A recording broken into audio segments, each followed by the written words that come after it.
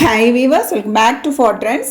இன்றைக்கி நாட்டுக்கோழி வச்சு செம்ம எம்மையான ஒரு சைடிஷ் தான் பார்க்க போகிறோம். சப்பாத்தி கூட சாதத்து கூட எல்லாத்துக்குமே சூட்டாக இருக்கும். வாங்க இந்த ரெசிபி வந்து சட்னி எப்படி பண்ணுறதுன்னு பார்த்துடலாம்.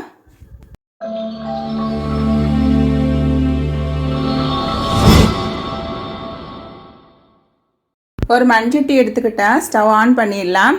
இதில் வந்து இந்த கோழி வேகிறதுக்கான 1 கிலோ நாட்டுக்கோழி எடுத்திருக்கேன்.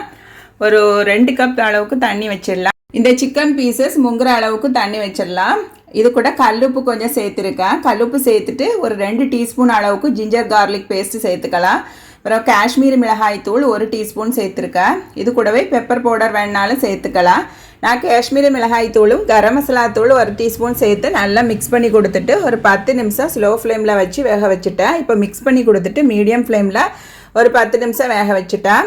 இது குக் ஆகிட்டு இருக்கட்டும். இப்போ வந்து இந்த கிரேவி பண்ணுறதுக்காக ஒரு பெரிய வெங்காயம் எடுத்திருக்கேன். இந்த பெரிய வெங்காயத்தை வந்து முடிஞ்ச அளவு சின்ன சின்ன பீசஸ் ஆட்டு கட் பண்ணி எடுத்துக்கலாம். சின்ன வெங்காயம் வந்துட்டு ஒரு 2 கைப்பிடி அளவுக்கு கூட எடுத்துக்கலாம். நான் இன்றைக்கி ஒரு 10 எண்ணெய் எடுத்துக்கிட்டேன். ஸ்கின்னெல்லாம் ரிமூவ் பண்ணிவிட்டு இதையும் 2 ஆட்டு கட் பண்ணி எடுத்துக்கலாம். நான் வந்து மண்சட்டிங்கிறதுனால வெங்காயத்தை சின்னதாக நறுக்கிட்டு வதக்கி எடுத்துடலாமேன்னு சொல்லிட்டு சின்னதாகவே நறுக்கி எடுத்திருந்தேன். நீங்கள் நான்ஸ்டிக் சாஸ்பேனில் குக் பண்ணுறதா இருந்தால் கொஞ்சம் பெரிய பீசஸாக கூட கட் பண்ணி எடுத்துக்கலாம். இப்போ அந்த சிக்கன் பீசஸ் எல்லாமே வெந்துடுச்சு. இது எல்லாத்தையும் எடுத்துக்கலாம். இதில் உள்ள சூப்பை வந்து அப்படியே கீப் பண்ணி வச்சுக்கலாம். இதே சட்டியில் தான் நம்ம வந்து கோழி குக் பண்ண போகிறோம். ஸோ அந்த சூப்பை வந்து ஒரு கப்பில் மாற்றி எடுத்துக்கிட்டேன். இப்போ வந்து இந்த சாஸ்பேனை லைட்டாக க்ளீன் பண்ணிவிட்டு நல்லா சூடு வந்ததும் ஒரு 2 டேபிள் ஸ்பூன் அளவுக்கு கோகோனட் ஆயில் சேர்த்துக்கலாம். சேர்த்துட்டு ஆயில் நல்லா சூடு வந்ததும் நம்ம கட் பண்ணி வச்சுருக்க வெங்காயம் எல்லாமே சேர்த்துக்கலாம். வெங்காயத்தை சேர்த்துட்டு கொஞ்சமாட்டு கல்லுப்பு சேர்த்துக்கிட்டேன். கல்லுப்பு சேர்த்ததும் ஒரு 2லேருந்து 3 நிமிஷம் அப்படியே ஃப்ளேமில் வச்சு வெங்காயத்தை வதங்க விட்டுடலாம். இப்போ தக்காளி 1 எடுத்திருக்கேன். பெரிய தக்காளி 1 கட் பண்ணி சேர்த்துக்கிட்டேன். 2 பச்சை மிளகாய் சேர்த்து நல்லா வதக்கிக்கலாம். இப்போ ஒரு 3 நிமிஷம் மீடியம் ஃப்ளேமில் வச்சு வதங்க விட்டுடலாம். இப்போ வந்து ஒரு 2 முட்டை எடுத்திருக்கேன். முட்டை கூட பெப்பர் உப்பு சேர்த்து நல்லா இந்த மாதிரி அடித்து எடுத்துக்கலாம். நல்லா பெப்பரும் முட்டையும் உப்பு சேர்த்து நல்லா மிக்ஸ் பண்ணி எடுத்துக்கலாம். கோழிலையும் ஆல்ரெடி உப்பு இருக்குது. ஸோ அதில் வந்து பார்த்து சேர்த்துக்கணும். இப்போ வந்து ஒரு நான்ஸ்டிக் பேனில் ஒரு 1/4 கப் அளவுக்கு தேங்காய் எண்ணெய் சேர்த்துருக்கேன். நல்லா சூடு வந்ததும் இந்த வேக வச்சு வச்சுருக்கோம் இல்லையா, அந்த சிக்கன் பீசஸை வந்து இந்த முட்டையில் நல்லா டிப் பண்ணிவிட்டு இது மாதிரி பொரித்து எடுத்துக்கணும். இது வந்து ஒரு 10 நிமிஷத்துக்குள்ளால் பொரிஞ்சு வந்துடும். ஆல்ரெடி அது வந்து கோழி குக் ஆகிருக்கு இல்லையா, ஸோ நம்ம வந்து ஒரு அளவு ஃப்ரை பண்ணி எடுத்தாலே போதும்.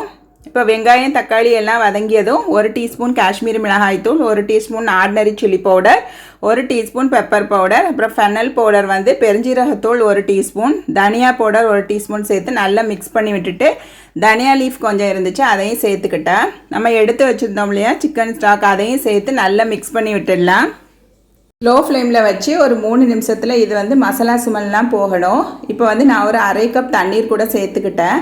கொஞ்சம் கிரேவி கூடுதலாக வேணும். ஸோ நான் வந்து தண்ணி கொஞ்சம் சேர்த்துக்கிட்டேன். ஒரு 5 நிமிஷமே இது ஸ்லோ ஃப்ளேமில் இருந்து நல்லா மசாலா ஸ்மெல்லாம் போகட்டும். 1 டீஸ்பூன் கரம் மசாலா சேர்த்துருக்கேன். நல்லா மிக்ஸ் பண்ணி விட்டுடலாம். இப்போ வந்து ஒரு 5 நிமிஷம் இது வந்து ஸ்லோ ஃப்ளேமில் வச்சு அப்படியே இருந்துச்சு. மசாலா ஸ்மெல் எல்லாமே நமக்கு போயிடுச்சு.